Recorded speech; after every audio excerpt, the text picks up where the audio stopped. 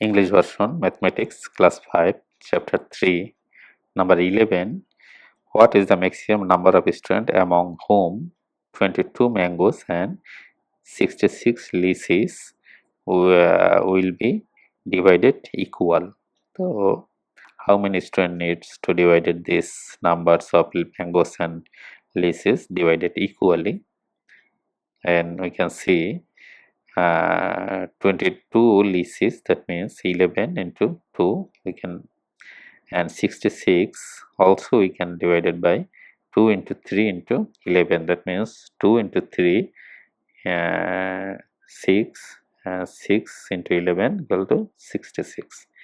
That means ZDC equal to 2 and also 11. The both side we can find out 2 into 11. 2 is here. If you see 22, then 11 and 2 and 66, 2 and 11 is the common factor. That means because it is GCD, 2 into 11 equal to 22. That means 22 students, so we can divide it equally of 22 mangoes and 66 lychees. Answer will be 66, 22 students. Thank you.